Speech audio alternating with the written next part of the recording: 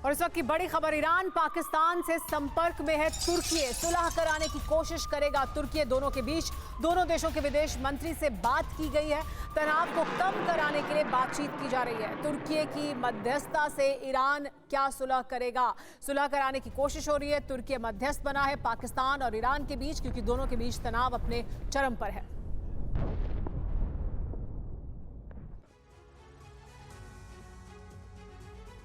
पाकिस्तान ने ईरान पर हमला करके अपनी सैन्य क्षमता का प्रदर्शन किया है, लेकिन यह पाकिस्तान के लिए सबसे बड़ा संकट बनने वाला है, क्योंकि ईरान के पास भले ही परमाणु बम ना हो, लेकिन पाकिस्तान से कहीं ज्यादा उन्नत मिसाइलें और ड्रोन पावर है। खास बात यह है कि सारे हथियार ईरान में ही बनाए गए हैं। ईरान स्वदेशी हथियारों से तो पाकिस्तान को तबाह करने की ताकत रखता ही है, साथ ही पाकिस्तान के टुकड़े टुकड़े करने की रणनीति भी तैयार हो चुकी है। देखिए ईरान अपनी ताकत और रणनीति से कैसे पाकिस्तान में महाविनाश का बवंडर लाने वाला है।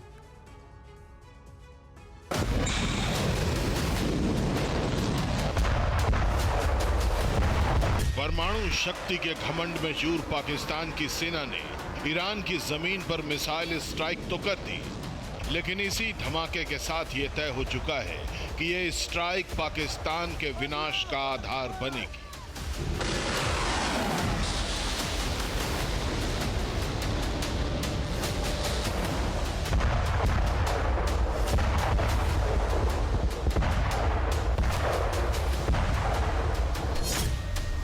इसमें कोई शक नहीं कि ईरान अरब का महाबली है।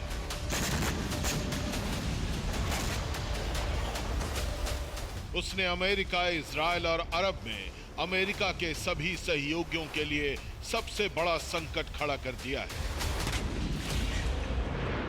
पाकिस्तान उसकी ताकत के सामने कहीं नहीं ठहरता।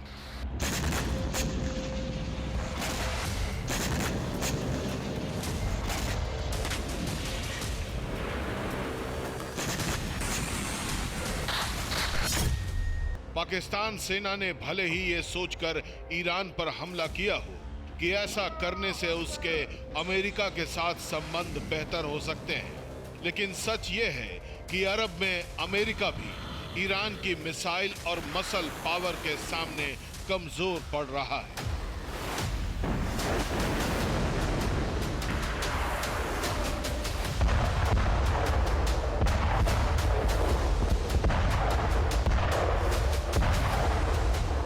सोलह जनवरी को इराक के इरबिल और सीरिया के एलेप्पो पर हमले करके ईरान ये साबित भी कर चुका है।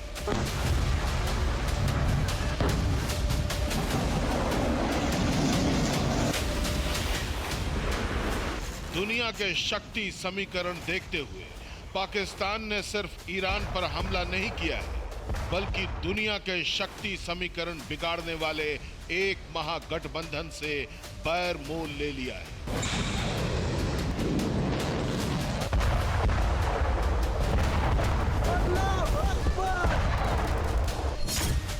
यूक्रेन युद्ध छिड़ने के बाद ईरान, रूस और चीन का सामरिक गठबंधन मजबूत हुआ है। ईरान पर हमले का मतलब होगा पाकिस्तान से जिनपिंग की नाराजगी। ईरान पर मिसाइल हमले का मतलब है रूस के साथ पाकिस्तान के रिश्ते खराब होना।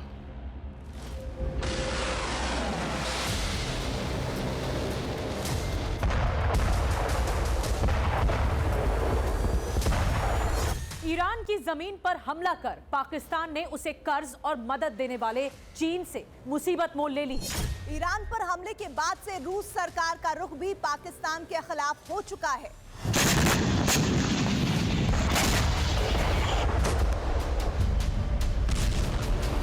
ईरान गठबंधन की ताकत का इस्तेमाल किए बिना ही पूरे मध्य पूर्व को अपनी ताकत के आगे घुटने टेकने पर मजबूर कर चुका है।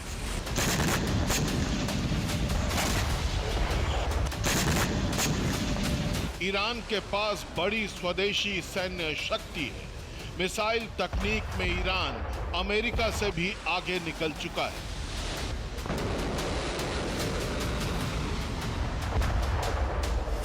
अमेरिका अभी तक ऑपरेशनल हाइपरसोनिक मिसाइल नहीं बना पाया है और ईरान ने फतह 1 हाइपरसोनिक मिसाइल तैयार कर ली है। इसकी रेंज 1400 किलोमीटर तक है।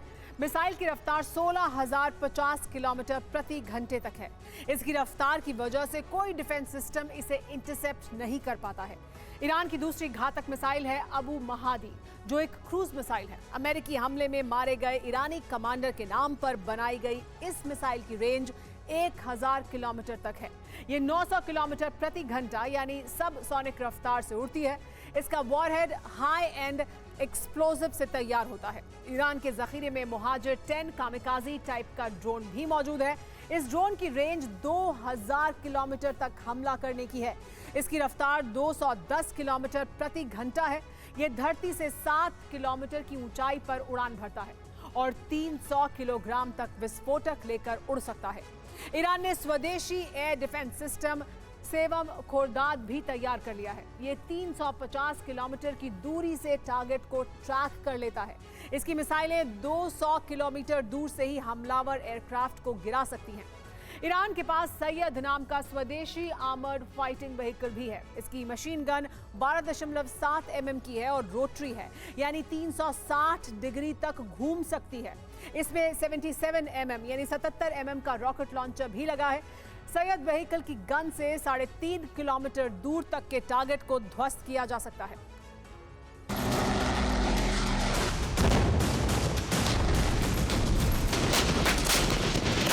ईरान के पास सिर्फ हथियारों की शक्ति ही नहीं है, बल्कि उसके पास पाकिस्तान को तबाह करने की प्रॉक्सी रणनीति भी है।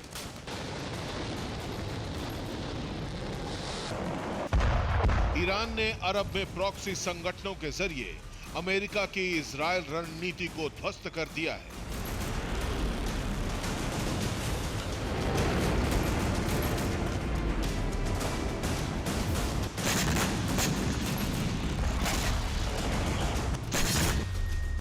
ईरान के पास कई शक्तिशाली मिलिटेंट संगठन हैं। इनमें है हिजबुल्ला, हूती, अल नुसरा, कुव्वत अल हश्द अल शबी, अंसार बैत अल मकादिस, PIJ और पाकिस्तान पर हमले के बाद BLA यानी बलोच लिबरेशन आर्मी और BLF यानी बलोच लिबरेशन फ्रंट को भी ईरान का समर्थन मिल सकता है।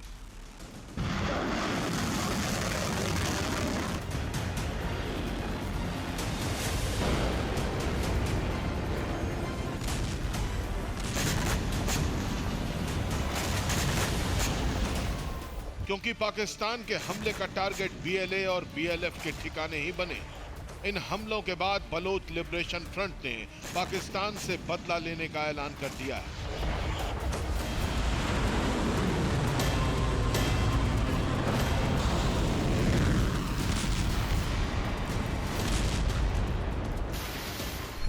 BLA और BLF ये दो ऐसे संगठन हैं जिनके नाम से पाकिस्तान सेना भी कांपती है। ये मिलिटेंट संगठन बलूचिस्तान प्रांत में पाकिस्तान के लिए सबसे बड़ी मुसीबत है।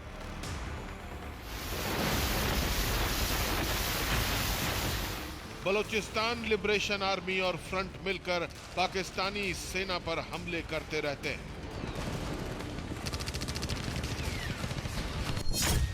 साल 2000 में बलोच लिबरेशन आर्मी पाकिस्तान से जंग लड़ रही है। इस वक्त बशीर जैब बलूच BLA का प्रमुख है। BLA बलूचिस्तान को अलग देश बनाना चाहता है। पाकिस्तान से बलूचिस्तान को अलग करना BLA का मकसद है। हूती और हिजबुल्ला की तरह अब BLA को ईरान का समर्थन मिल सकता है। ईरानी मिसाइल और ड्रोन मिलने से BLA को पाकिस्तान पर बड़े हमले करने की ताकत मिल जाएगी। फिलहाल असॉल्ट राइफल, ग्रेनेड और रॉकेट लॉन्चर से जंग लड़ने वाली BLA ने 12 नवंबर और 13 दिसंबर को ही पाकिस्तानी सेना की चौकियों पर हमले किए थे। इन हमलों में 30 से ज्यादा पाकिस्तानी सैनिक मारे गए।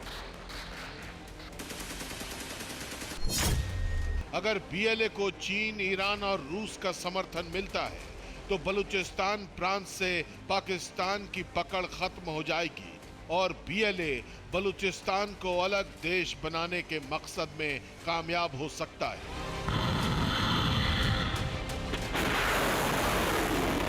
मतलब साफ है, ईरानी मिसाइलों से पाकिस्तान का दहन और प्रॉक्सी संगठनों से उसके टुकड़े टुकड़े करने की रणनीति तैयार हो चुकी है। Bureau report, TV9 Bharatvarsh.